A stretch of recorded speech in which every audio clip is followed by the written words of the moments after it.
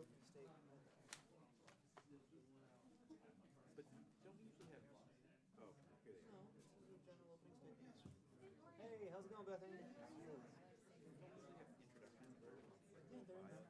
next will be Mr. Clark. Okay. And the witness biographies here. The actual biography All themselves. right, great. But yeah, that's all we ever have. It's Okay. standard process.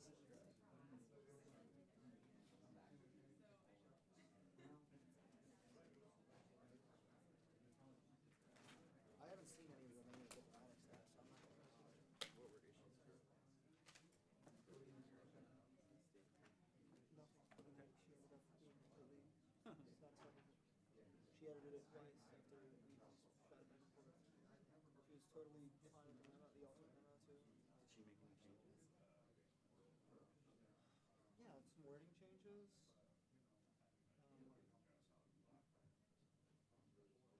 Added a couple things, but Nothing serious. Okay. she always wants to go into much greater detail than Mm-hmm. is often necessary. Mm-hmm. Yes.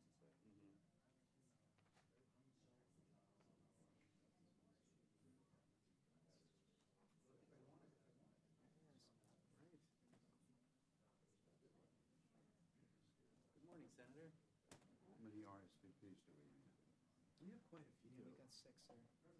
But it's a weird morning. True. Yeah. True. Boy, does it ever illustrate your point with the embassy in Egypt, though. I mean, we can get shot here. At Congressional Baseball. Yeah. Yeah. Yep. And I just was hearing from my staff, the only reason there was any security there is that Steve Scalise happened to be. Otherwise, there wouldn't have been anybody. Yeah. Is that Makes us want to rethink. what made the shooting stop? That the Capitol Police were able to stop the guy? Yeah. Yeah. Otherwise, we would have kept it on. Yeah, there would have been no defense.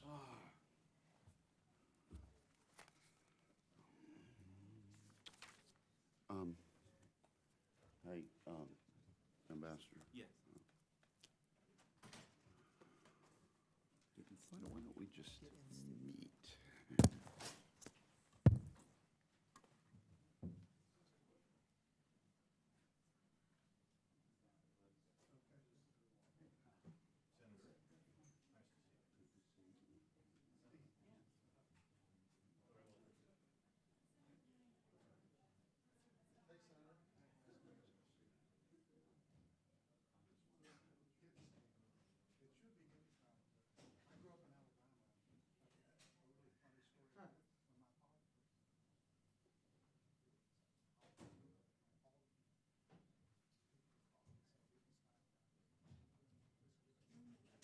I grew up in Alabama.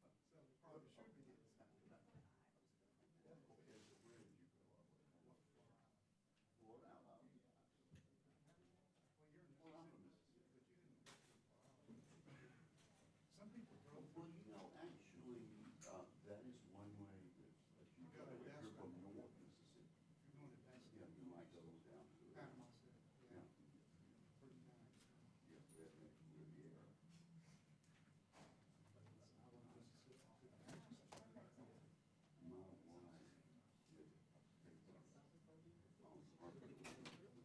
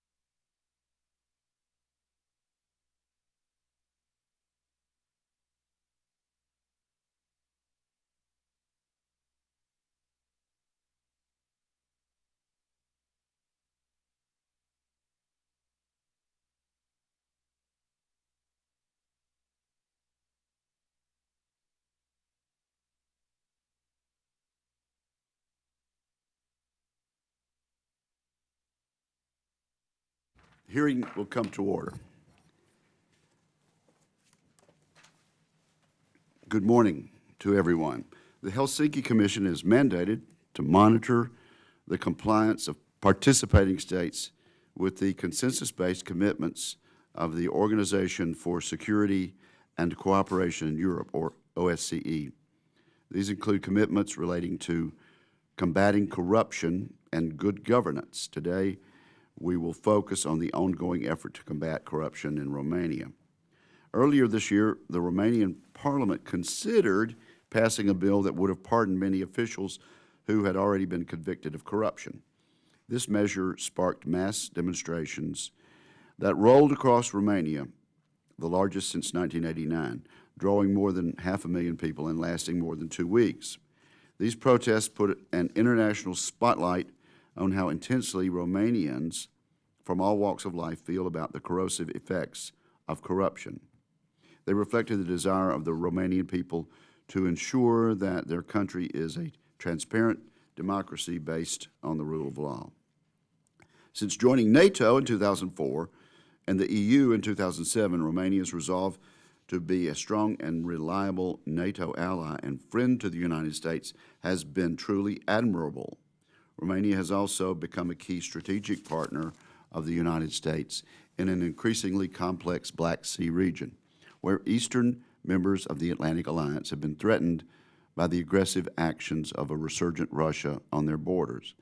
The United States attaches great significance to its strong military defense and security cooperation with Romania, which has greatly intensified in recent years. This was demonstrated in the recent meeting between President Trump and President Iohannis, where this strong cooperation was emphasized.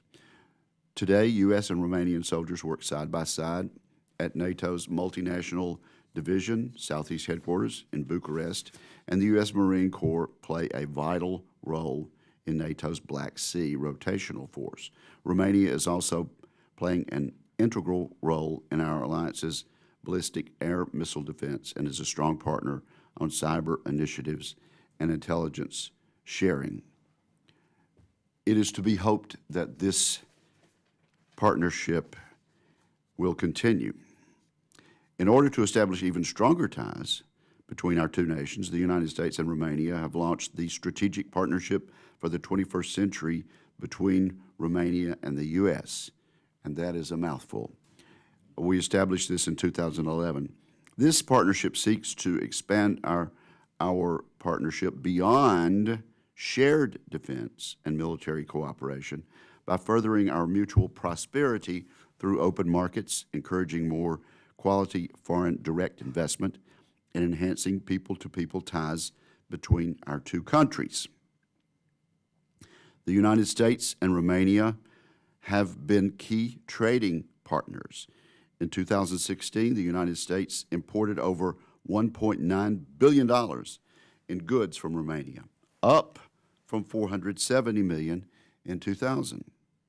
U.S. exports to Romania in 2016 were over $700 million, up from $230 million in the year 2000. Some of the United States' largest companies invest in Romania, including Citibank, Honeywell Garrett, Ford, IBM, and others. It is to be hoped that this trend will continue. In October, the United States Department of Commerce will host the largest annual U.S. government-led trade mission, Trade Winds Southeast Europe, in Bucharest. This partnership is rooted in a shared commitment to democratic values, respect for human rights, and commitment to good governance and the rule of law. While Romania plays a critical role in the defense of physical security in the West, just as important is the defense of the values of rule of law and the independence of the judiciary. In this regard, however, there is reason for concern. And I will include in the record for today's hearing a letter I received from the National Union of Romanian Judges, an association of Romanian magistrates. And by unanimous consent, I will include it in the record at this point. This letter asserts that the Romanian intelligence service continues to play an aggressive yet undisclosed role in criminal investigations and has influence over the judiciary system, even infiltrating and influencing judicial outcomes. This calls into question the continued progress that our two countries have been able to make, as outlined earlier in my statement. Romania's anti-corruption efforts have garnered international attention and have been held up as an example for other countries such as Ukraine. We want those efforts to be successful.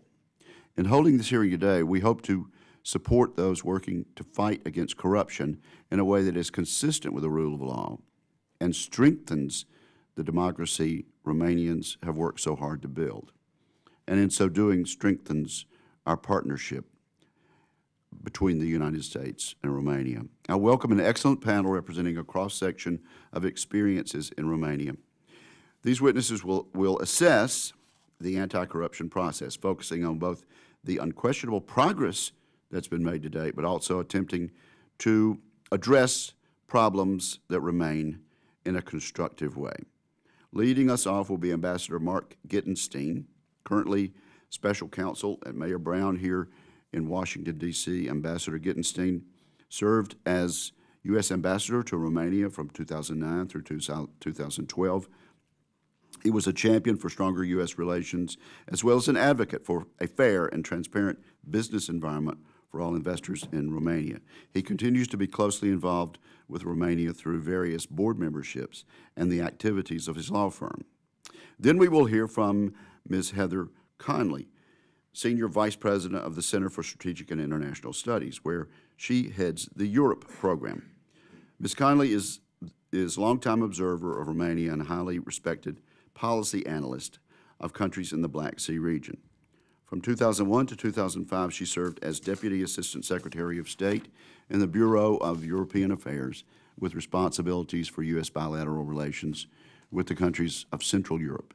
Next will be Mr. David Clark, who is a former aide to the Right Honorable Robin Cook, the former UK Foreign Minister in Tony Blair's Labour Party cabinet, and author of a recent Henry Jackson Society report on Romania's fight against corruption and how it has affected the rule of law. And finally, we will hear from Mr. Phil Stevenson, who will testify about his own experiences as a U.S. investor in Romania and government actors who may be trying to influence the corruption fight for their own political and economic goals. So I'm looking forward to this important and fruitful discussion.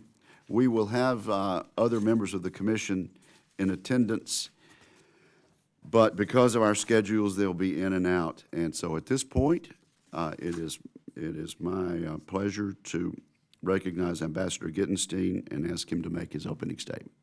Sir, you are recognized. Yeah, oh, there you go. Well, thank you, Mr. Chairman and members of the Commission, for setting up the hearing, and I'm honored that you invited me to appear. I would like to introduce Karina Rebeja, who's sitting behind me, a political analyst at the Center for European Policy Analysis, or CEPA, here in Washington. She helped me prepare my testimony today, and I want to thank her publicly.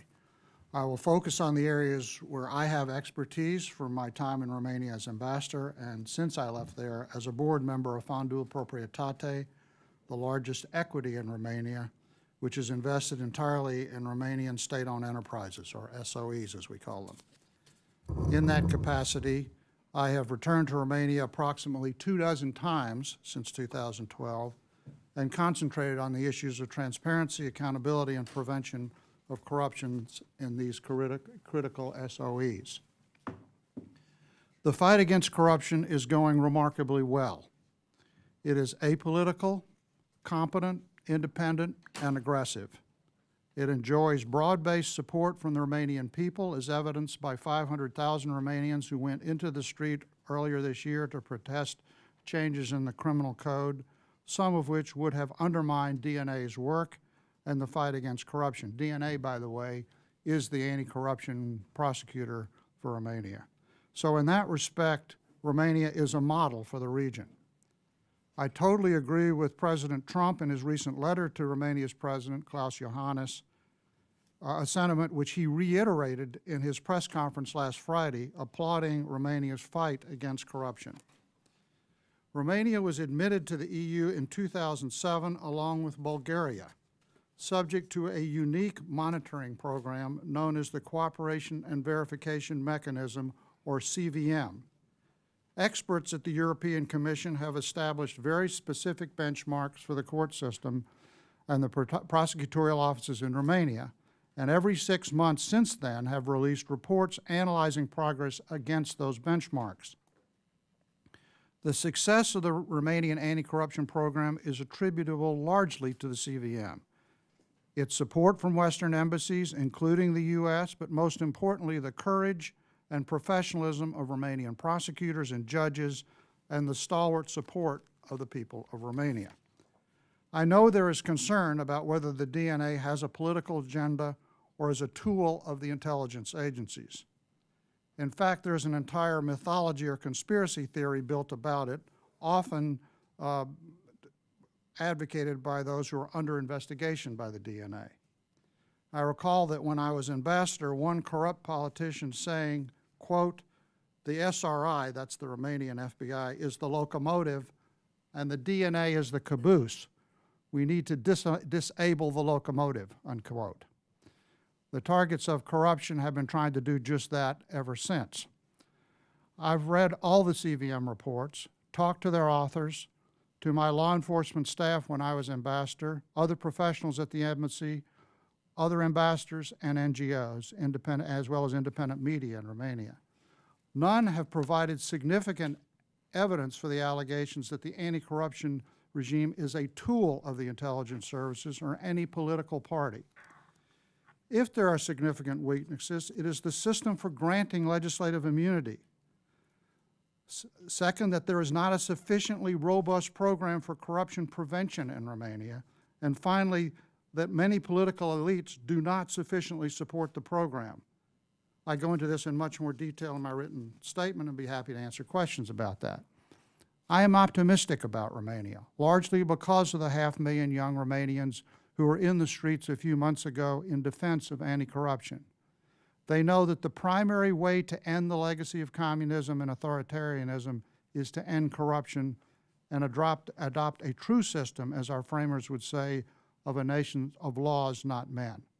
The closer we reach the ideal, the sooner we will raise the standard of living in those countries, strengthen them against populistic, nationalistic, even racist, anti-democratic, or illiberal trends in the region. It is the perfect vaccine against these dangerous movements.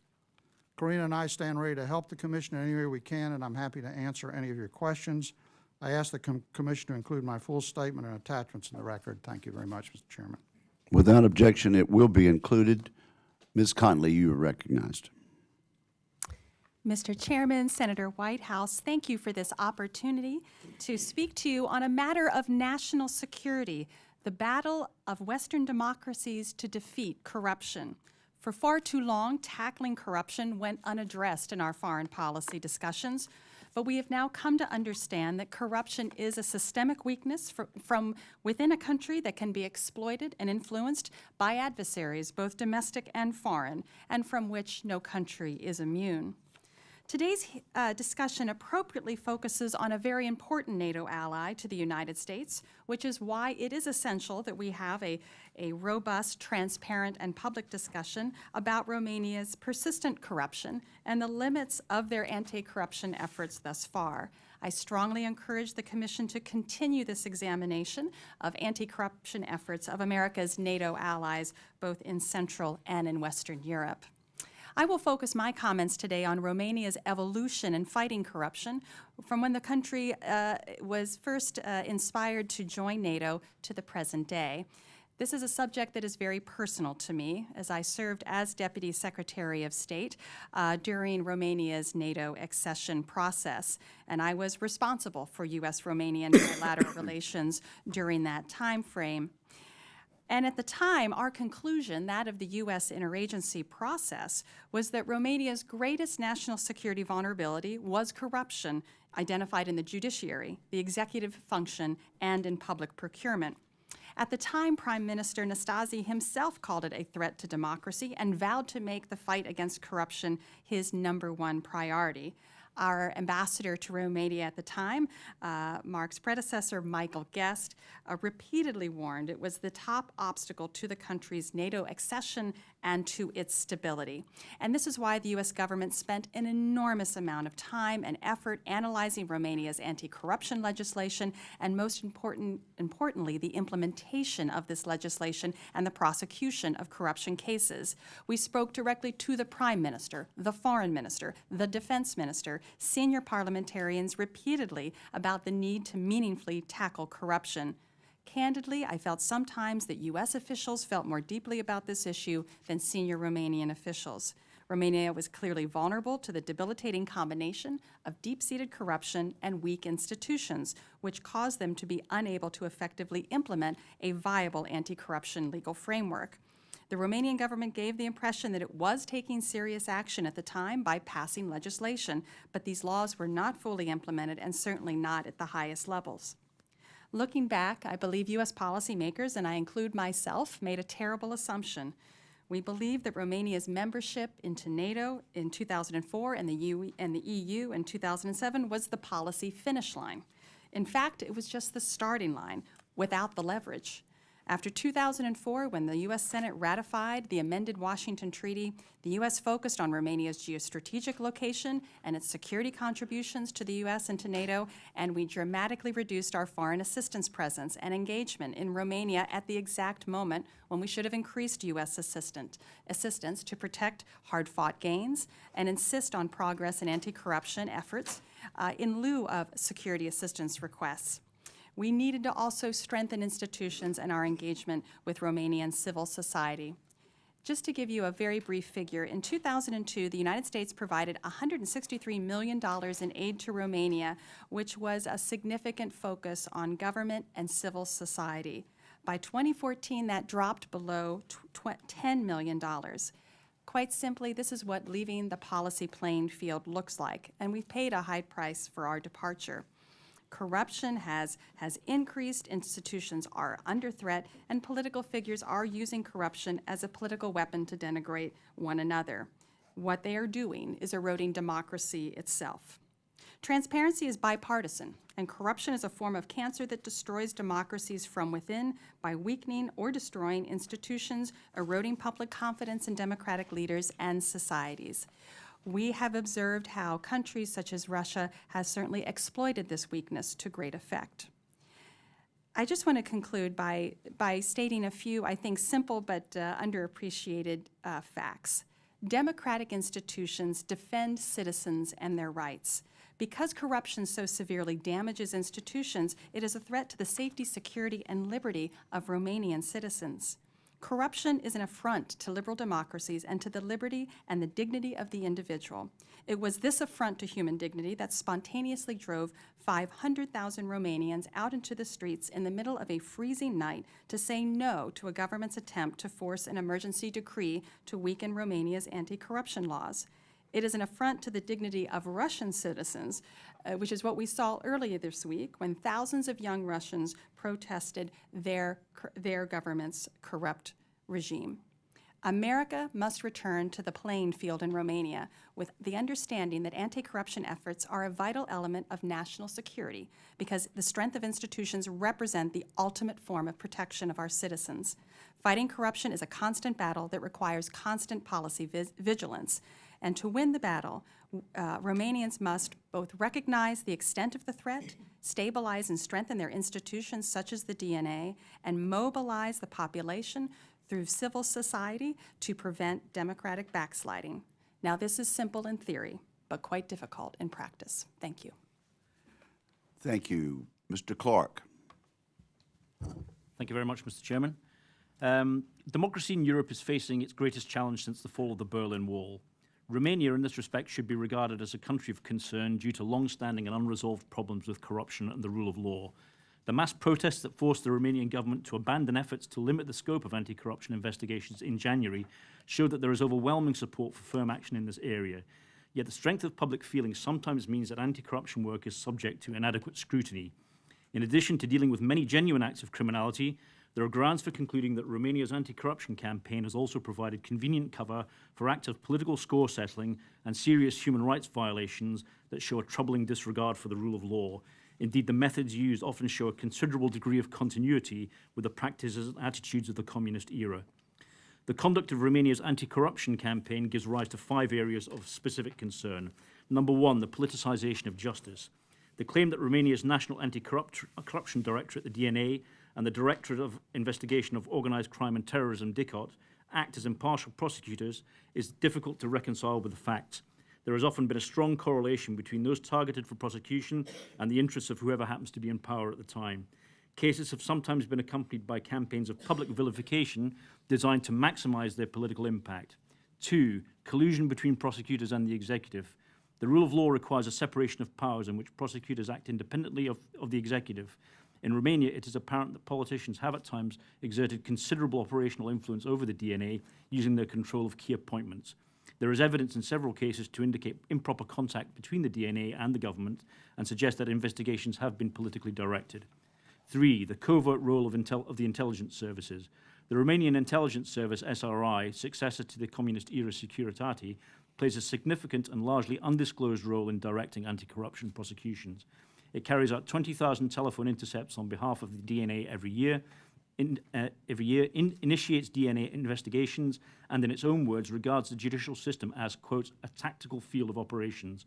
These activities have not been adequately scrutinized, and the government has refused to respond to calls from organizations representing Romanian judges to investigate suspicions that the SRI has infiltrated the judiciary and the prosecution services. 4, lack of respect for judicial independence. Both the SRI and the DNA have been criticized for undermining judicial independence, another core principle of liberal justice. Judges who fail to do the DNA's bidding and rule in its favor have themselves become the target of investigation, while those deemed friendly to its interests have seen their loyalty repaid. A pliant judiciary willing to bend the rules helps the DNA to maintain extraordinary conviction rates of 92%. One senior judge on the Constitutional Court has also accused the SRI of unlawfully attempting to intimidate him and his colleagues. 5, abuses of process by anti-corruption prosecutors. Methods routinely employed by the DNA are incompatible with the standards that apply in most democratic countries. These include parading those arrested in handcuffs for the benefit of the media, threatening the relatives of suspects with indictment as a form of leverage, offering suspects immunity in exchange for implicating someone more senior and newsworthy, and systematically leaking evidence to the media to preclude a fair hearing in court. Important principles of justice, including the right to a fair trial and the presumption of innocence, are being routinely violated as part of Romania's anti-corruption campaign. When challenged on these points, the DNA is quick to resort to intimidatory tactics. I experienced this personally after a report I had written detailing many of these concerns was published in January of this year. I have provided a copy of the report to the Commission. Following widespread media coverage of the report, the DNA initiated an official inquiry by the Superior Council of Magistracy, which ruled against me on the 9th of May. In a bizarre example of Soviet-era doublethink, my work in exposing violations of judicial independence in Romania was itself deemed to be an assault on judicial independence. This process was intended to be intimidatory, revealing the DNA to be an organization that operates without respect for democratic principles, including freedom of speech and the independence of civil society. The infringements of human rights taking place under the banner of anti-corruption ought to be a matter of serious concern to Romania's international partners. The rule of law is a vital pillar of democratic governance, and its weakness in Romania constitutes a major systemic risk in a strategically important region of Europe. The problem, as we saw with the protests earlier this year, is that Romanian politicians are not trusted to supervise the work of anti-corruption prosecutors. The DNA, DICOT, and the SRI exploit that fact to operate beyond the boundaries of legitimate scrutiny, in effect operating as a state within a state. The US has an important role to play as a senior member of NATO and Romania's most important ally. The State Department human rights reporting should reflect increased concern about the consequences of Romania's approach to fighting corruption. Particular attention should be given to the question of whether Romania's domestic intelligence service operates under effective civilian control, as required under the terms of NATO membership. Additional tools should also be used to deal with the politicization of justice. In at least one high-profile case, there are strong grounds for triggering the provisions of the Global Magnitsky Human Rights Accountability Act against individual human rights abusers in positions of authority. Thank you. Thank you very much. Mr. Stevenson, you're recognized. Thank you, Mr. Chairman and members of the committee, for this opportunity to testify. My name is Phil Stevenson. I'm an American citizen living in Northern Virginia, where my company is active in buying, refurbishing, and renting apartment properties. I graduated both Harvard College and Harvard Law School and has served as a top-secret cleared official in the U.S. Treasury Department, appointed there by the first President George Bush. And in a truly bizarre turn of events, I am personally being investigated by Romanian prosecutors today, whose stated goal is to put me in jail in Romania and confiscate my property. Before going into my personal story, let me say I fully agree with both Ambassador Gittenstein and Ms. Conley, and I think Mr. Clark, about the need for Romanians to continue to fight corruption. But I also agree with the details provided by Mr. Clark, that there is a small part of the fight against corruption that has itself been corrupted, where government officials have influenced prosecutors and judges to pursue criminal cases that serve their own narrow political and even economic interest.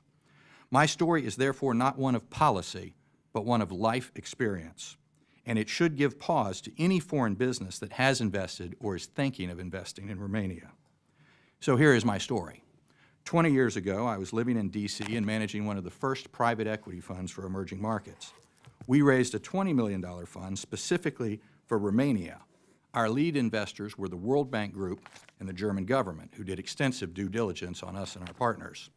On a visit to Bucharest, I had the pleasure to meet their president, the governor of the central bank, and local business leaders, one of whom became my partner. We decided to accept their invitation to invest in ongoing privatizations in '97. At that time, Romania was in economic freefall. Its GDP in '97 fell 6.5%, and the inflation rate was 150%. They were desperate for investment, factories were being closed, and workers laid off. Few credible buyers showed up with money. So from 1997 to 2001, our fund bought stakes in 3 companies. By far the most successful was the oil company, Rompetrol. Now, the details of Rompetrol's growth are detailed in my written testimony. But what's key is that our business strategy was to be a transparent, well-managed company that gained the respect and confidence of international banks and therefore got the capital we needed to restructure operations and make acquisitions. It took us, my team, 5 years of around-the-clock work, but we revamped our refineries technology, including with U.S. assistance, franchised a network of gas stations, and even made acquisitions as far away as France and Spain. Eventually, we grew to 6,000 employees, $2 billion in revenues. We represented 3% of Romania's GDP and 7% of its tax base. But with all that success came problems. Our remarkable growth made us a target of an alliance of Romanian politicians, oil barons, and intelligence agencies that had heretofore controlled the Romanian oil industry for their own benefit. Since our business transparency gave us access to almost $1 billion of bank capital from international banks, our success threatened to change the way the oil business works in Romania. In 2003, 3 of these oil barons visited our Bucharest office and proposed a 50-50 merger with no payment, threatening that there will be consequences if we did not accept. This was extortion, pure and simple. We refused the offer we couldn't refuse, and we braced for the consequences. Several months later, General Jan Talpish, then the National Security Advisor to the President, but formerly a top official in Ceausescu's brutal Securitate, released a report on live television labeling me and other executives of our firm to be part of an organized criminal gang. He called for an investigation and suggested that our main asset, the Petromedia refinery, should be returned to the state. Now, at this point, it's important to clarify that he called for the PNA, the DNA's predecessor, to investigate us. The DNA declined to do so, so the case went to DICOT, the Department for the Investigation of Organized Crime and Terrorism. I think there's a significant difference in the quality and respect of the DNA, as pointed out by Ambassador Gittenstein, and the people who have now investigating me for events that are almost 20 years old. Despite our doubts, we defended ourselves in local courts, who have a 92% conviction rate in corruption cases, and we also met with officials in D.C. and Brussels who were concerned about justice there. The U.S. House of Representatives passed a resolution condemning this investigation as symptomatic of, quote, Romania's lack of a truly independent, professional, and non-political justice system. When was that passed? I think it was 2005 or 2006, sir, and I will include it in my testimony that I submit. I just don't remember the 5 or 6. The U.S. State Department took the unusual step of publicly warning Romania about these investigations, and that will also be part of my written record submissions. This international pressure succeeded in 2006 in having these charges set aside against the 2 Americans that were involved, including me. But it didn't help the 10 Romanians that were still under investigation. After a long trial, all 10 Romanians were found not guilty. But there is no double jeopardy in Romania. So the prosecutors appealed, and on appeal, all of the acquittals were reversed, and most of these people spent time in jail. By 2007, 10 years into this process, my business partner and I were exhausted, and we decided to sell Rom Patrol. We hired Morgan Stanley to hold an auction. We got 4 bidders, and we accepted the largest bid, which was from the government of Kazakhstan's oil company. I took my share of those sale proceeds and returned to Virginia to start a family. Today, my son is 6 years old. All of this was a distant memory for me until May of last year, when Romanian prosecutors suddenly announced, and this is DICOT, not DNA, suddenly announced that they were reopening an investigation into these events that occurred almost 15 years ago. I believe the reopening of the investigation was the result of a new dispute between the Romanian government and the Kazakh owners of Rom Patrol, the ones who bought from us. Just before my case was reopened, the Kazakhs engaged in a bitter spat with their Romanian hosts over money and tax bills, and the Kazakhs tried to sell their company to a foreign buyer and exit the country. Old allegations of impropriety in my file were used as the pretext for the Romanians to seize the shares in that refinery, prevent the sale by the Kazakhs, and be a first step towards economic nationalization. Unfortunately, me and the 11 other people, including 3 Americans total, are caught in the crossfire between the Romanians and the Kazakhs. Given the things I've heard about Romania's Secret Service influence over the judiciary, I doubt that a fair trial is possible. In conclusion, I have great respect for the Romanian allies and their accomplishments and wish them well. But thank you for this opportunity to testify, and please include my testimony in the record and documents in the record, sir. Okay, without objection, we'll include all of the written testimonies in the record at this point. Mr. Stevenson, this is certainly a graphic testimony. What would you suggest the Helsinki Commission do in this regard? I think on behalf of the 3 Americans and 9 Romanians who are being targeted by DICOT, if this committee could turn a bright spotlight on this situation. I think that was successful back in 2006 because these actions cannot withstand scrutiny of people like this commission in particular.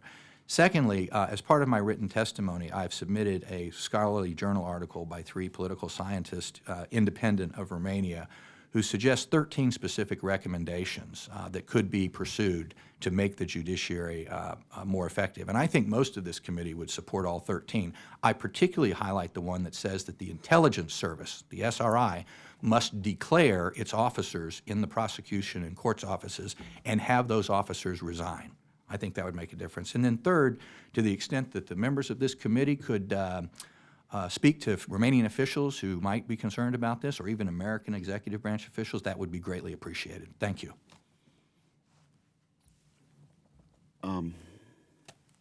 Okay, just to make sure that we get this, let's include those 3 attached papers with your testimony in the record at this particular point. Okay, Ambassador Gittenstein, is this a conspiracy theory and mythology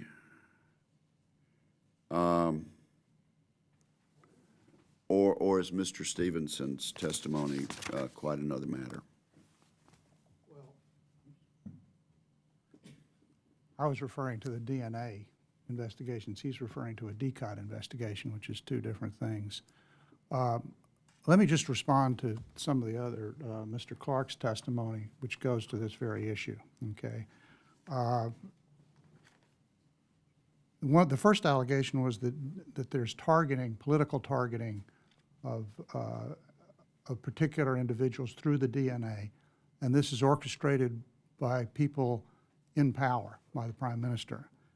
I know of two cases, one in which the DNA prosecuted the sitting Prime Minister of Romania just in the last few years, who was the government, and also the brother of the President of Romania. So, you know, my experience when I was ambassador was this was not the case, and even since I was ambassador, you have that example. Secondly, on the question of the SRI and the wiretaps being used by DNA, 20,000 wiretaps, it was the Romanian court system that stopped that. They stopped it about 2 years ago, or a year or so ago, and they stopped the SRI from using its wiretaps in anti-corruption cases. So there you have the Romanian court system itself holding the SRI accountable, which, well, it should have. And third, Senator Whitehouse, I believe, was a prosecutor and probably knows this as well as anybody. A good prosecutor has a responsibility, I agree, to screen cases, and certainly screen out cases that are politically motivated. Now, one piece of evidence that Mr. Clark uses is that the conviction rate is 92%. The conviction rate in the premier U.S. prosecutor's office, the Southern District of New York, is well above 92%. Indeed, the overall conviction rate in the federal prosecutorial system is in the range of 99%. And the reason for that is because good prosecutors screen out bad cases and they get guilty pleas and go to trial only on cases where they're pretty sure they can win. And that's why the conviction rate is so high. So those are 3 points I would make in response to the points that Mr. Clark makes. And as to Mr. Stevenson's case, I'm really not familiar with the details of that case. And as I say, it was not a DNA case. It was a DCOT case. Okay, well, there is this unique monitoring program. There is, yeah. By which Romania was allowed to sort of join the community of, Right. of nations.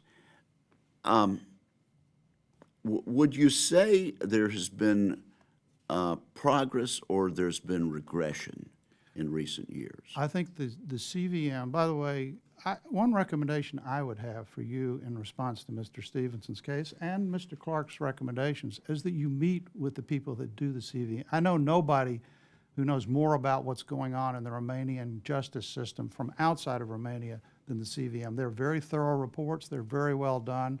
While I was ambassador, it was done by a Brit. I can't remember his name, and I was very impressed with him. They are very thorough reports. I suggest that they be added to the record. It's a very good system for analyzing a justice system. And by the way, it's a good model for how you reform anti-corruption. I've read all of those reports. I've talked to the people that wrote the reports. I've asked them about these allegations when I was ambassador. Now, in fairness, I have not talked to them since I was ambassador. But in reading reports, they show a general trend line in the right direction. And, and indeed, it may result in the EU lifting the CVM for Romania, if not for Bulgaria, which would be a good thing, I think.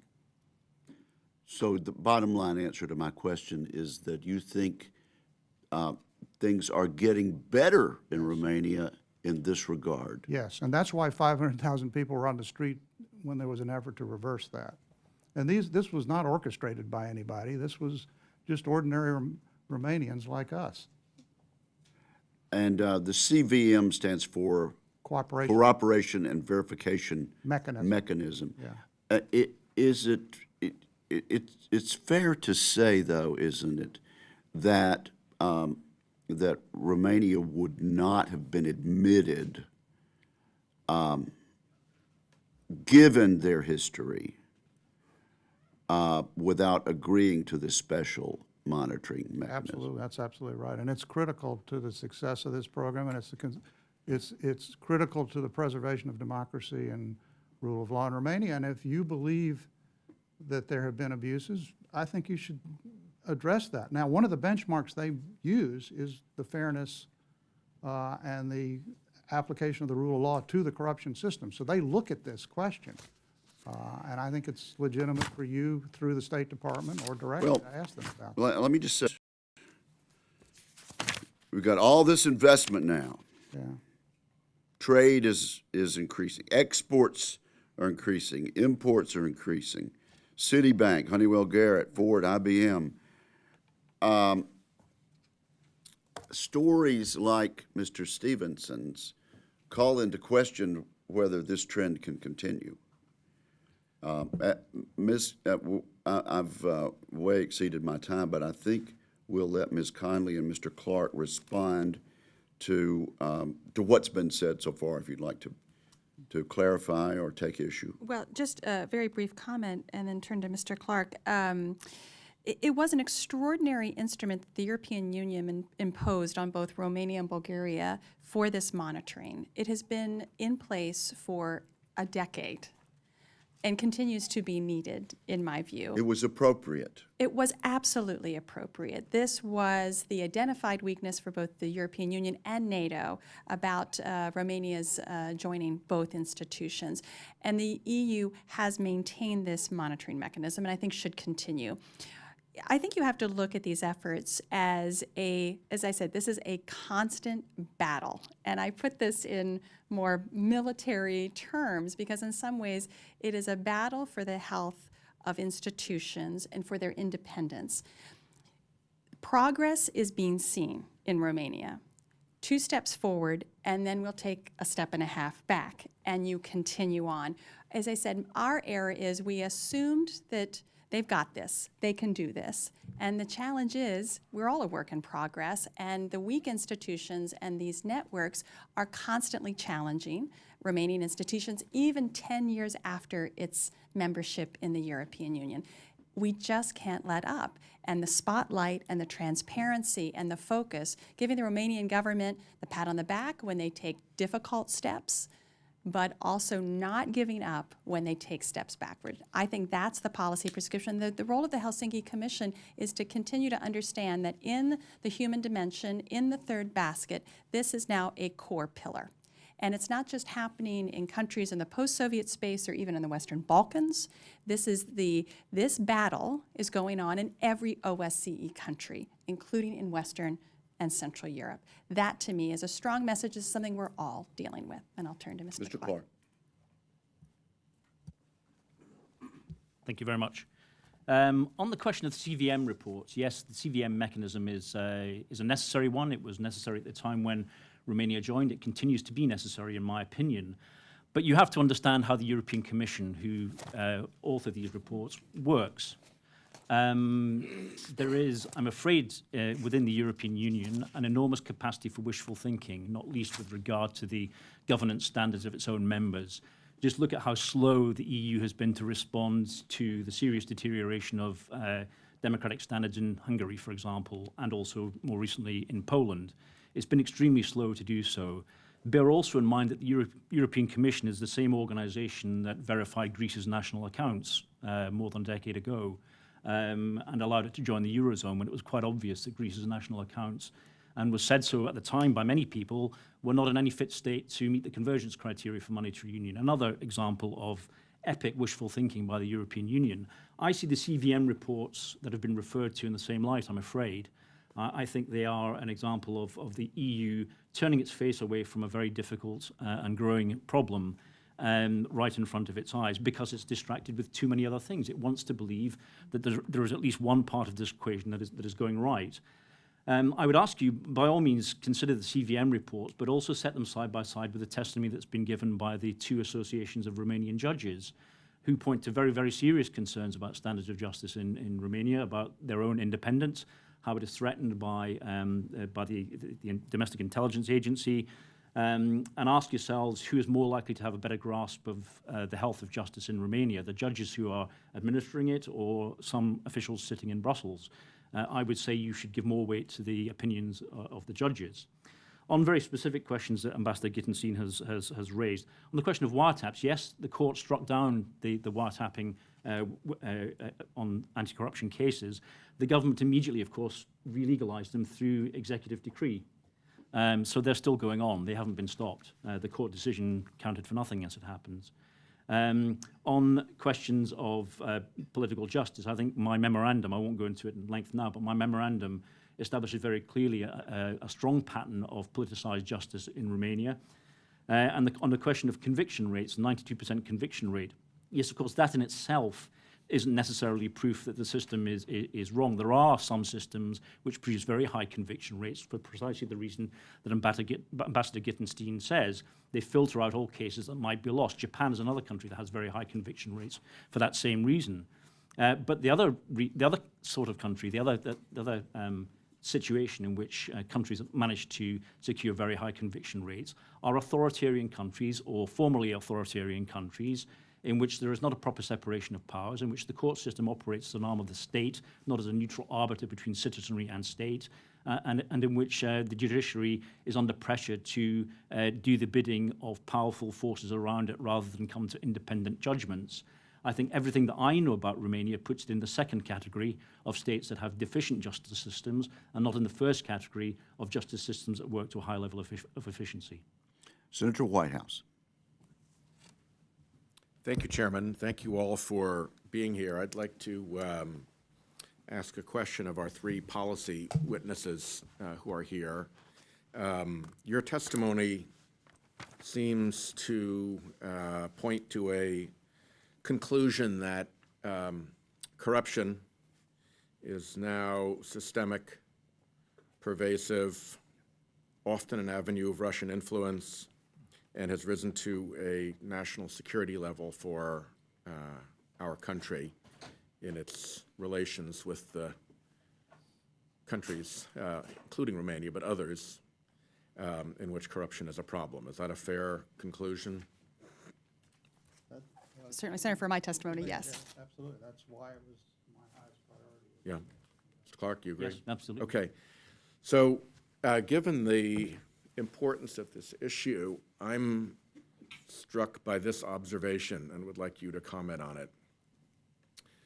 Those who are corrupt and who are robbing or receiving bribes or otherwise engaged in corrupt activities within corrupt countries then take their ill-gotten gains and move them over into rule of law countries, because in corrupt countries, their gains are less amenable to being raided by other more powerful corrupt institutions or individuals.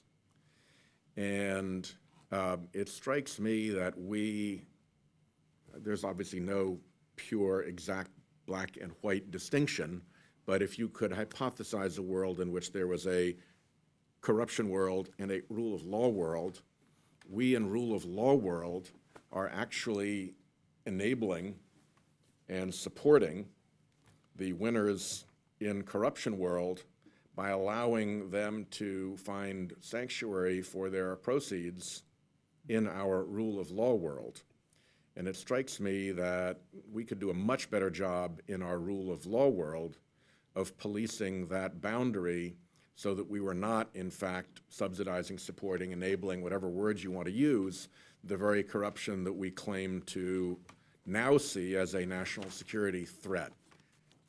Do you think that's an accurate observation, and what would you recommend we consider doing about that? Well, I think it's a very important observation, and it's true. It's absolutely true. When I was ambassador, fortunately, I think the month before I became ambassador, we concluded an extradition treaty with Romania.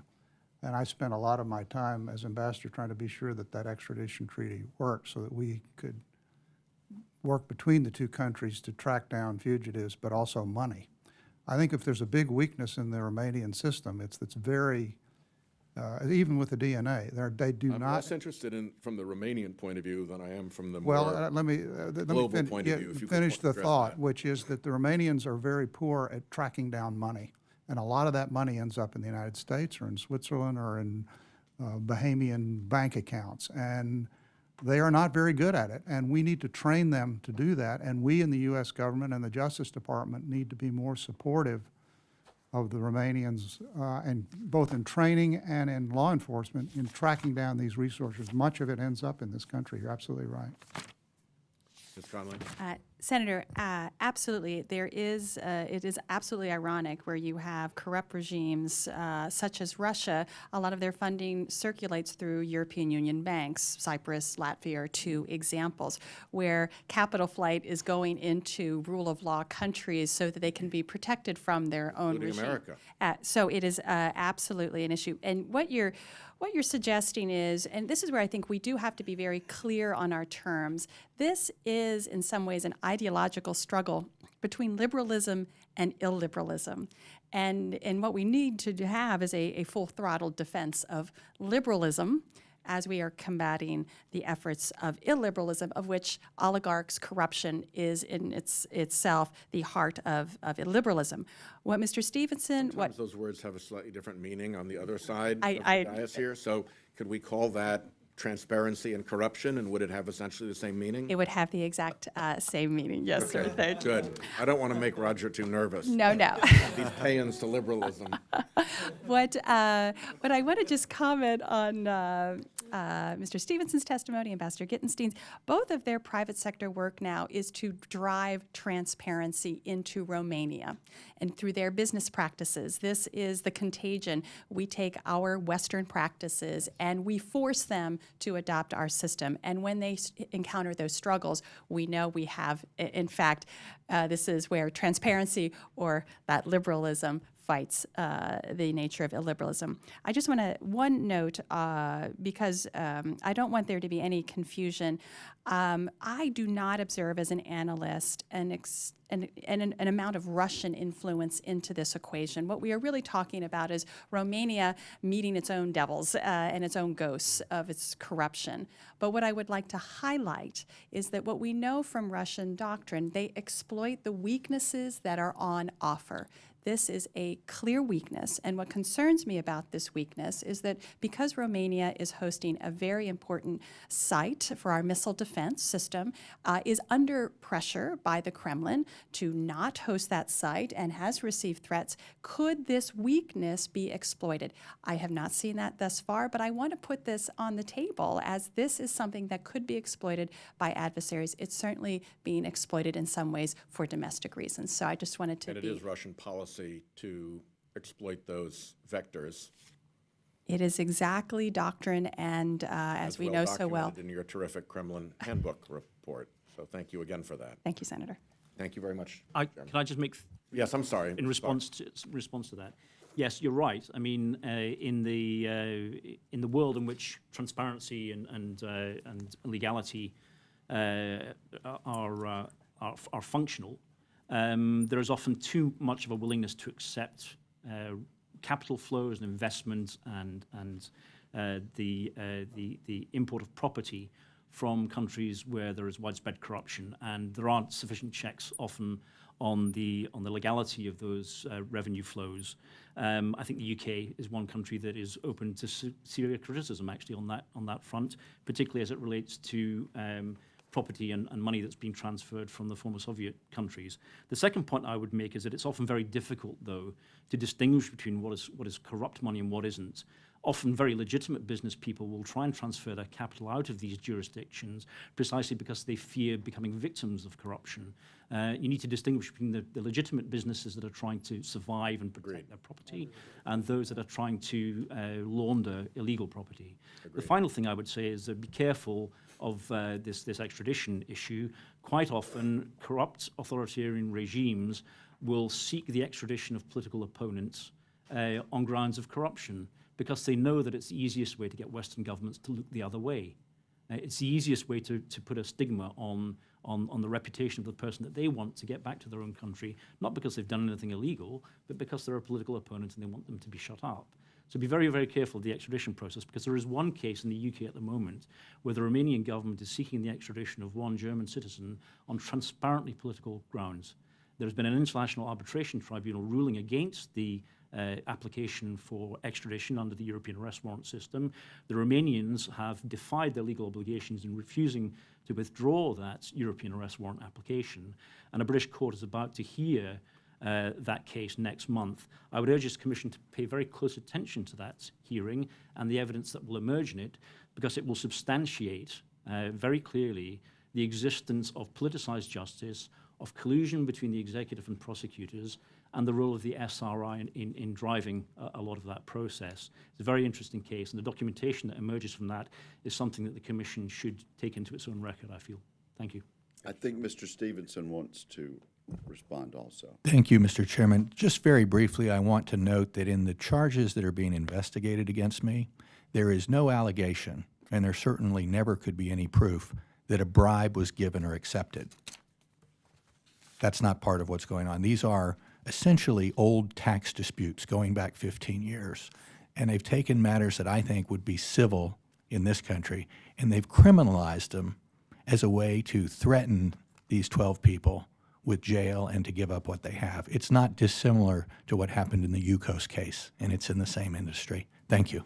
It does sound fairly similar. Before I recognize Ms. Moore, Mr. Clark and Mr. Stevenson, in this case, are red notices placed on travel for these individuals?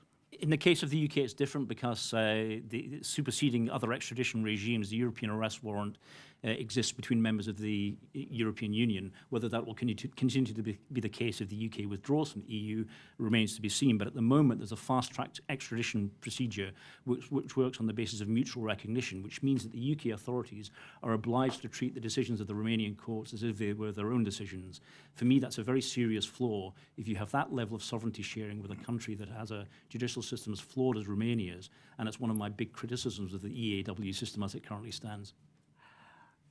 Yes, Mr. Stevenson, can you travel freely in other EU countries? On the advice of my counsel, I've restricted that travel until that issue is clarified.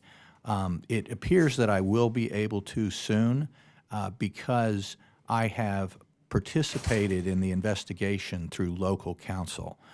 My counsel here in Washington, Kirkland & Ellis, has said don't go to Romania because you may not be able to leave, and be careful about traveling in Europe. I haven't been a lawyer for a long time, but I'd say that's probably good advice. I'd stay out of Romania. Ms. Moore?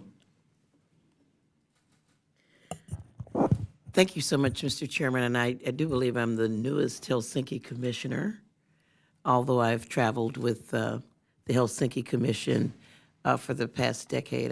I really do appreciate the work of the OSCE. You bring a lot of experience to the table as a new member. I also am a member of the Financial Services Committee. I'm the ranking member on Monetary Policy and Trade Subcommittee.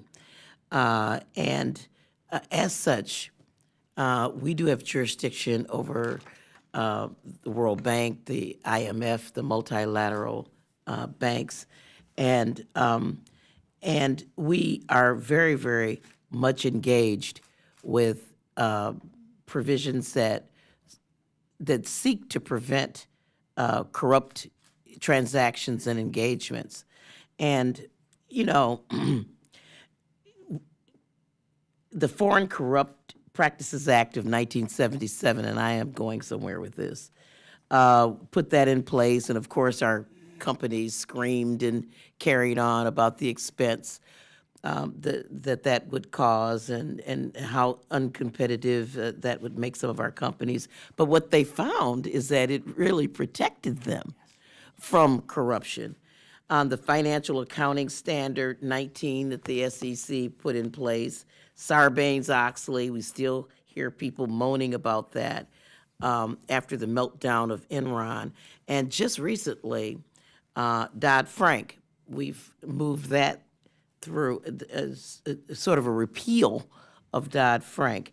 But even before that, Section 1504 of Dodd-Frank was struck down by now President Trump, which required disclosures of oil extractions to protect our American companies.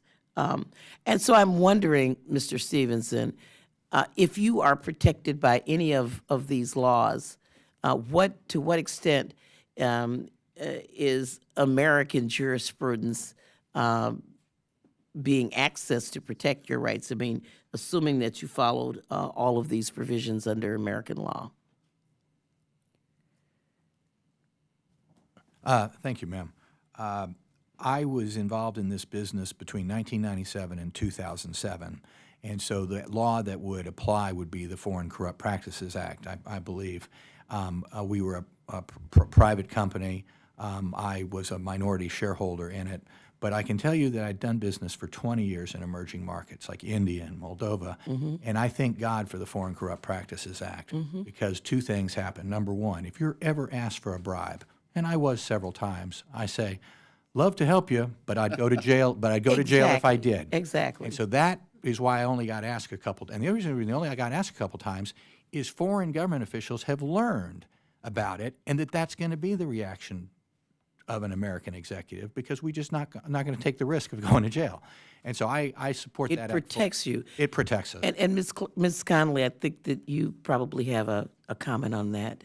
I do, absolutely, and it goes to And please talk about Dodd-Frank too. Yeah, what is so important, and this in some ways is the phenomenon of globalization.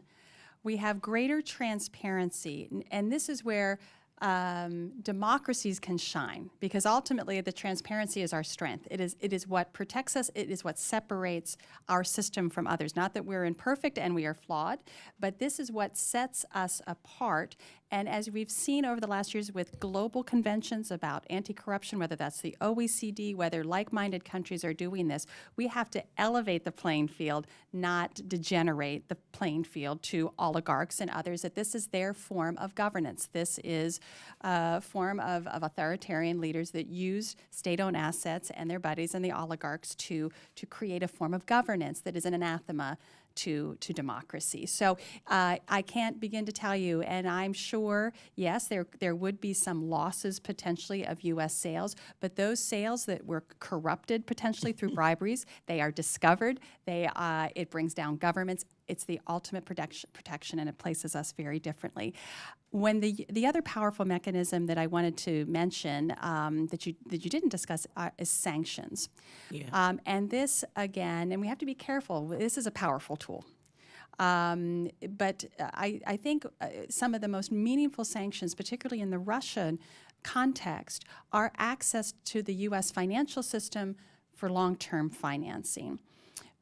If our system is to be used, the highest standards have to be achieved to have the privilege of using that system. Again, it's holding others to a high standard. We have to hold ourselves to that. That's another very important, I think, and discerning opportunity. We don't want to use it very often. It's very, very powerful. But when we need to, we should. I'm sorry, I'm not knowledgeable about Frank Dodd, but when the U.S. starts setting regulatory transparent standards because of our global dominance in the financial sector, other countries have to respond and respect that. And that's a very powerful tool as long as we use it very carefully. Well, I would commend a good read of it before it gets repealed. Actually, Section 1504 addresses the extractive industries in oil and gas, and 1502 relates to the extractive industries with regard to minerals and so forth, a resource curse sort of minerals, and to try to, and American companies have found that this is very helpful to them, that there is a transparent supply chain, making sure that there's no corruption in the supply chain. And actually, I know you deal with OSCE countries, but there's a lot of pushback in some African countries because, I mean, people want they want an opaque environment so that they can continue to have these nefarious transactions. And so I would commend that to you for a good read. Mr. Chairman, has my time expired? You know, Yeah, yield time to you, it would sir. be the height of offense for me to call time after Mr. Whitehouse and me. So you can- Waxed on. Well, you Yeah. are the chairman. This is the way this works. if you'd like, But you can ask another but your question. time had expired, and I will yield my time to you, sir. Well, okay, in that case, we'll take another round, but we'll recognize Mr. Adderholt, and then if there are other questions, we'll take those also. Mr. Adderholt. Thank you, Mr. Chairman. Thank you all for being here. I was just actually in Romania 2 weeks ago and had a chance to visit there with the Prime Minister and see some of the improvements have been made, but certainly we know that all of us, every country, we can always make improvements. But I want to go, Senator Wicker mentioned the fact that, or he asked the question, what can OSCE do to try to call attention to the anti-corruption and try to deal with some of these issues? Let me go one step further. What can Congress do in that regard? And also, what can we do to try to reach out to the NGOs? And I'd be interested to know, I'll just open it up for any comments from anybody on the panel as your thoughts on that.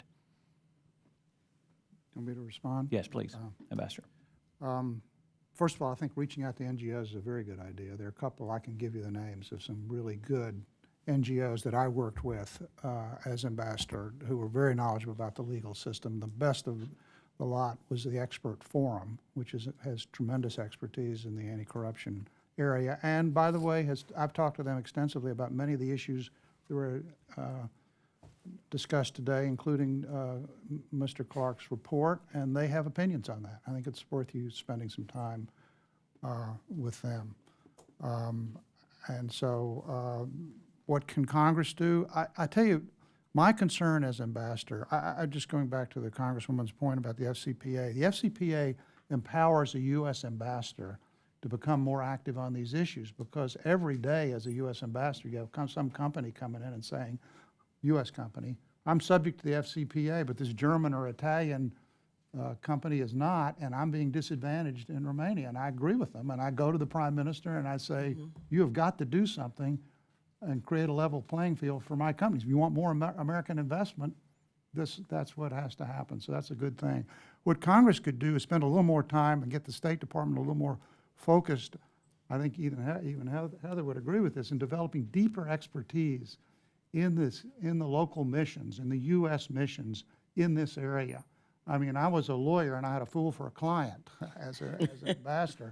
And so I had to I didn't have a lot of depth on my staff in this area. Experts on Romanian criminal code, experts on Romanian forfeiture laws, so that I can understand how we could strengthen that process. So this I think, is an area where it would be great to have you weigh in with state on these issues. I think that would be a good thing. I think this is very. Oh, Mr. Adderholt, Feel free. I'll yield. I know if I were with Jeb, boy, I'd be gavelled right now. So to be careful, I have to remember. I was the original an original co-sponsor of some anti-money laundering legislation in the Financial Services Committee. This is very, very much. So I appreciate. We may even try to get you to come and testify before our committee about the importance of this with regard to providing that leadership on a global basis. And so thank you so much, and I yield. You might also testify on whether imposing Dodd-Frank on small-town and medium-sized banks has any effect at all on this. But Ms. Conley, Absolutely no expertise in that spot. but yes, I think we're going to go down the line and let Ms. Conley and Mr. Clark and Mr. Stevenson answer Mr. Adderholt's question. Well, thank you. What you're doing today, you're drawing a light. You are focusing Congress's interest in this subject. Exactly as Ambassador Gittenstein said, you need to hold the administration to prioritize this in their conversations. And as I said, in full disclosure, we too often go immediately to the security requirements, what we need Romania to do for us, and I don't mean to underestimate, that's clearly important, but the health of our democracies is equally important. And we have to make sure the administration focuses on this and understands and has the leverage that they need. In my testimony, I went into greater detail. We don't have necessarily the means to engage fully. What our ambassadors do is amazing, and a U.S. ambassador in Bucharest is a huge contributor in the diplomatic community to pushing a government to do what it does not wish to do necessarily, and holding that candle. But they need resources to do that. We need to have seed money to fund NGOs and civil society who are working hard and doing the right things. We walked away from that because we said, you're done. You're in the European Union. You're in NATO. No further work required on our part. That was absolutely the wrong instinct. And if I say one thing on my soapbox today is that we got that so terribly wrong. We have to recommit ourselves to this effort. I have working on European issues, transatlantic issues, I have a clear family first policy approach. We have to care about the family first. That is our allies, that is NATO. When they struggle, we struggle. Because of the Article 5 commitments under NATO, we have to be very, very vigilant on this. And then one final word on Mark's question about expertise. We have greatly diminished our European expertise and knowledge over the last decade. It just went elsewhere. We have to grow that back. And as I've told the Senate Armed Services Committee, in the U.S. Embassy, the legal attaché may have more of a national security role to play than the defense attaché in our embassies. And that's a completely different way of looking at the world than we have. Ms. Connolly, is Romania, or has it ever been a Millennium Challenge country? I do not believe Romania is MCC. Moldova is. I do not believe Romania is. I don't think an EU country can get Millennium Challenge, can it? They're assumed to be better than that. The assumption, we all make the assumption that once a country gets into the EU, it turns into Switzerland. Well, I hate to break it to you, it doesn't happen that way. Work in progress. Mr. Clark and then Mr. Stevenson. Yes. I made some suggestions about what I thought Congress could do at the end of my my opening statement, and I expand on those a little bit in my memorandum. I think if I was to highlight one, I would say really ask some difficult questions of the State Department. Look at some of the things, look at some of the abuses that are detailed in my memo, and ask the State Department whether they are aware of these and why they're not reflected in their human rights reporting. For example, when you've got a situation where the Superior Council of Magistracy is taken over by a prosecutor, and some of the judges, some of the magistrates on that organization object and try and organize against it, and the response of the DNA is to open investigations against two of the judges who are leading that campaign, that's a cause of serious concern. That's reflected in, I think it was either Freedom House or Human Rights Watch that drew attention to this. Their reporting reflects some of these concerns. Why is the State Department's reporting not reflecting some of these concerns? When you've got a situation where a sitting Prime Minister can call a newspaper owner who has been critical of him corrupt, and then say that shortly the prosecutors would be looking into this, and 2 weeks later that newspaper owner is arrested, you have to worry whether the politicians are pulling the strings of that prosecution. It seems pretty plain to me that it is. The same Prime Minister, Victor Ponta, did exactly the same thing against another newspaper owner. These are serious concerns, again, not reflected in State Department human rights reporting, not reflected either in the CVM reporting, which raises serious doubts about the integrity of that. When you've got a Constitutional Court judge who votes to strike down for the third time a surveillance bill that the SRI had campaigned for, and the very next day is arrested by the DNA for corruption, you have to wonder whether the timing is just a coincidence or whether that's actually something that really needs to be looked at properly. Not reflected in the CVM reporting, not reflected in State Department reporting. So ask some tough questions of your diplomats and ask whether they're not engaged in exactly the same kind of wishful thinking for other reasons that the EU is currently engaged in with respect to Romania. Congressman, I'll answer your question about how Congress might be able to help. And I'll answer your question, Mr. Chairman, about the date of that resolution. House Resolution 949 was in July 2016. And while praising Romania, one of the things it said was that the ongoing cases against Rom Patrol underscores Romania's lack of a truly independent, professional, and non-political. Was that 06? 2006, yes, sir. Yes. And so 11 years ago, the House passed a resolution which highlighted this as a miscarriage of justice. So Is your mic on? thank you, sir. If you'd like to do this again, I think that would get That'd be good timing. That would, yes, sir, that would get the attention. I would say, secondly, I know you often meet with OSCE parliamentary groups a couple times a year, and if you would raise this with your counterparts, I think it would enlighten them. And then third, I don't know if anyone is here from the Romanian embassy today, but their ambassador might want to hear about this from our legislators. I would say those three things, sir, if they were appropriate. Thank you. I'll yield back. Ms. But I'll Moore? yield to Ms. Moore. Ms. Moore, you're recognized for another round. Okay. I just wanted some clarification from Mr. Yeah, about our State Department weighing in about the corruption. Just clarify for me, you said that our State Department did not raise eyebrows, as it were, with the arrests of journalists and so on. Can you, is there a clear responsibility within our State Department protocol where we missed doing that? Well, the State Department produces an annual human rights report, Right. which reaches The human rights report. conclusions about the level of respect that different countries give to fundamental rights. And it's worth looking at those more for the omissions than for what's included.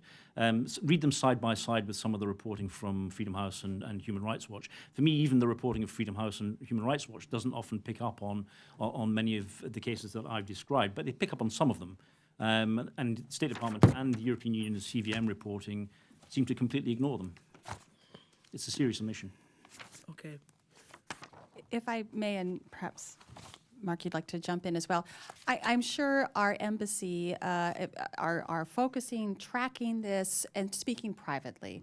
The question is sometimes we don't have the visibility in seeing that publicly. And what happens if the private messages are not being addressed or we see backsliding, then that's when the public messages have to start ringing clear. That's when there have to be some impact for and consequences for a real change to a country's posture. I will agree with Mr. Clark. We have all been too distracted, both the European Union and the United States, in understanding how backsliding of NATO and EU members weakens all of our collective memberships, and we need to do this. It's not easy. It's very difficult to criticize another ally when we depend upon that ally at the same time, but we have to find a way to do that, and the transparency and public discussion of this is absolutely vital. And Mark, you might want to, from your own experience. Yeah, well, the incidents we're talking about occurred when I was not ambassador, so, but I talk often to the current, my successor, and I have every confidence that if he saw a serious civil liberties violation or whatever, he would raise that with the appropriate authorities. He might not do it publicly, he might do it privately. I know he and I both have an attitude, and I think I would guess Heather agrees with me, that ultimately we have to build institutions in these countries that can do it themselves. We can't have the country run by the U.S. ambassador. It's the Romanian court system that has to check a DNA or an SRI that's out of control. That's beginning to happen in Romania because of the CVM, because of our ambassador. By the way, the other ambassador who was extremely helpful on this was the UK ambassador. And you know why? Because UK has the UK bribery statute. He has the same problem that I did. The UK companies have an unlevel playing field, just like the American companies do. So he wants a strong anti-corruption regime, just like we do. And I'm sure our ambassador is doing that. But there's no harm in it's a good idea. By the way, there's no harm in, I agree with Mr. Clark, there's no reason why this couldn't be a factor in the mission looking at this through the Human Rights Report. And as I said, you should go to the CVM folks and have them look at it as well. Well, there is a meeting in Minsk that we're all going to right? And so, of the OSCE parliamentarian, so I don't know, Mr. Chairman, what your sense is, but I guess I would love to see HR 949 be entered into the record of this meeting so that we could, without objection. If it has not already been, it will be entered at this point. Is there a problem, and we're almost finished, Mr. Stevenson mentions after the offer was rejected, the press reports began. How do people in Romania get their information? Does the state own all the TV? Do they own the papers? But how much of a problem is that? My personal opinion is that the oligarchs in Romania have no trouble getting their message out. Now, that doesn't mean that Phil Stevenson can get his message out and can have an objective review of his proposal. He's not a Romanian oligarch. But I think the problem with Romania media right now is I think 3/4 of it seems to be supported by those who have commercial interest, which, by the way, we have that problem in our country as well. But the state-owned media changes from administration to Boy, I tell you what, I turn on TV in the morning, and I sure hear a bunch of different views. Yeah. Moving from You get, Morning by the Joe way, to Fox and Friends and everything in you between. get different views in Romania too, but all I'm saying is, in terms of commercial concerns, they do a very good job of getting their message out in Romania. Yeah. And Senator, I would just also say, region-wise, there is a real dominance of media ownership to larger companies. In very small media markets, that amplifies that. We have a great diversity, as you mentioned, but in a small market, a voice is going to prevail. The other thing that we all did not mention, but you raised a very important issue. What we're seeing is really the diminishment of investigative journalism. That is, again, a frontline institution, and that is part and parcel of the anti-corruption fight. So it's not only investigative journalism and transparency there, that you have independent media that can relay that information, and then you have institutions, prosecutors, judicial system that can then effectively prosecute. It's the whole shebang. It's what makes our democracies work, and in any part of that starts to collapse and not work, then the democracy is under great challenge. By the way, that's in response to Congressman Moore. That's another place you could be influential, is to get state and the NGOs and the foundations to become more active in supporting investigative journalism. Right. It's a big problem in Romania. Just one other question, Mr. Chairman. I'm sorry. Can I just very briefly come back on that point? Yes, the media environment in Romania is very complex, and it's enthralled to all kinds of different interests, and therefore does a very poor job at serving the public interest at times.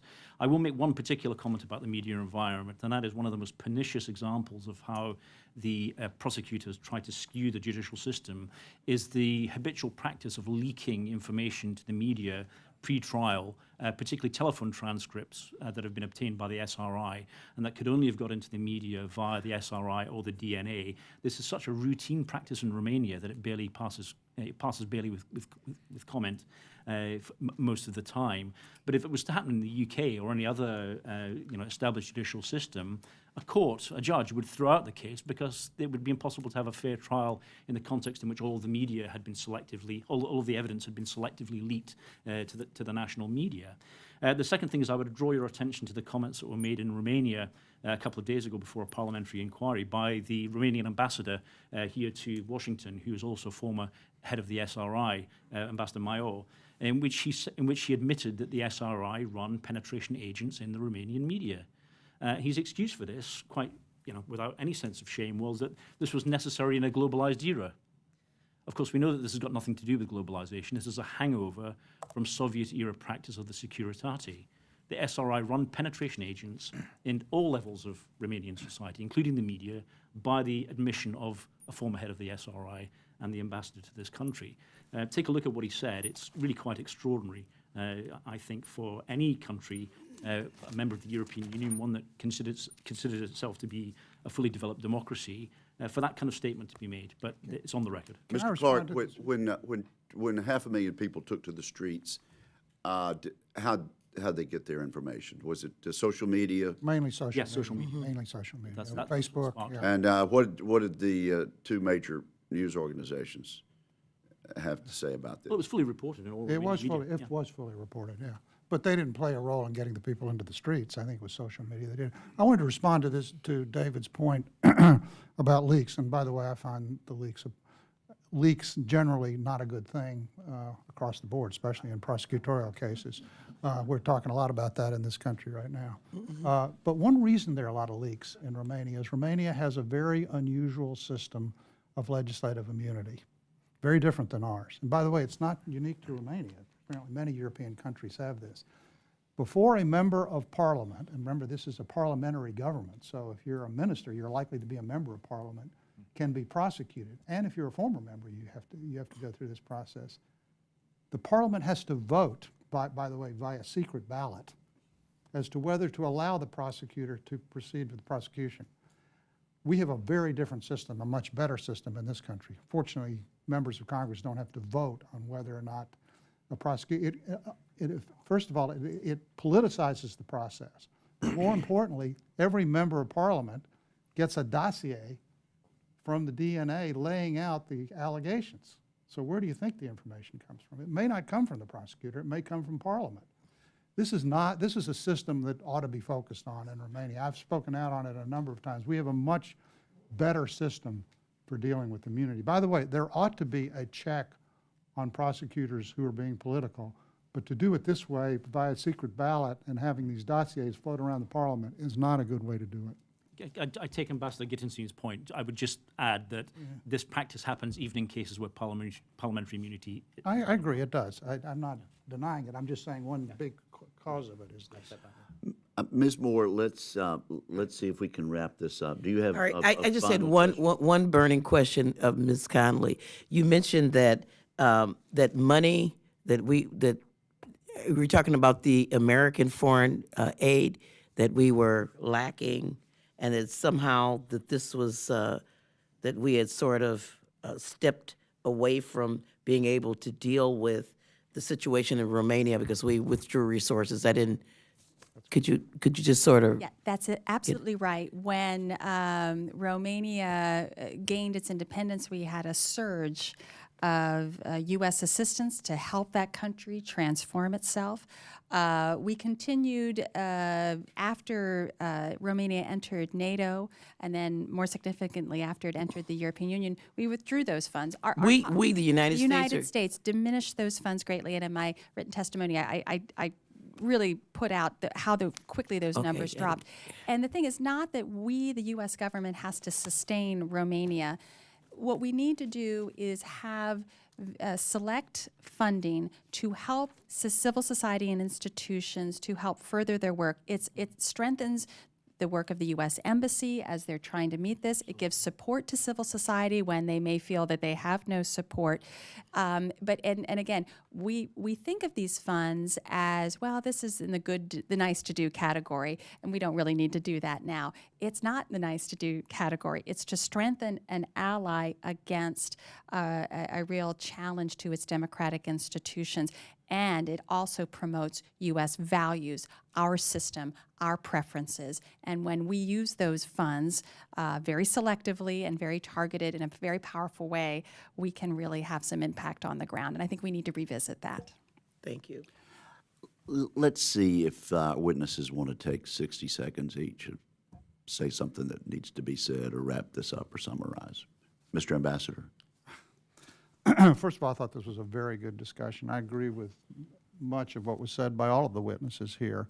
I do believe that fairness in the judicial and prosecutorial system is an important issue, and I think it ought to be focused on. But on the whole, the strategic goal here is to build a system that is aggressive and tough but fair in Romania. And I think that's beginning to happen.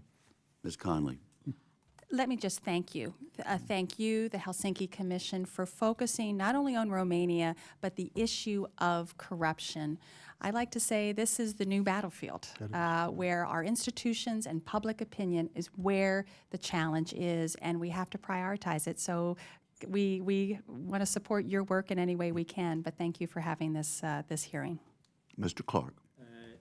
Yeah, I would just like to say, I agree with the other panelists that the fight against corruption is extremely important. It is a new front line in the fight for democratic values and democratic outcomes. But the anti-corruption fight cannot succeed unless it is also free of corruption. So there needs to be extra scrutiny of anti-corruption work to make sure that it's free of influences and considerations which are not based on the desire to stamp out corruption, but are based on other things. But thank you very much for the opportunity to speak to you today. And Mr. Stevenson, you have the last word. Well, thank you again. I want to emphasize that I don't think my problem is with Romania or Romanians or even the Romanian judiciary in general. I think my problem is with a few unidentified intelligence officers and a couple of prosecutors in DICOT, not the DNA anti-corruption people. That being said, I lived in Romania. I respected the Romanians. I find many young, fine Romanians fighting the good fight, including against corruption, and so I wish them well. And thank you very much. Thank you, Mr. Chairman. The hearing is now closed. We appreciate the witnesses.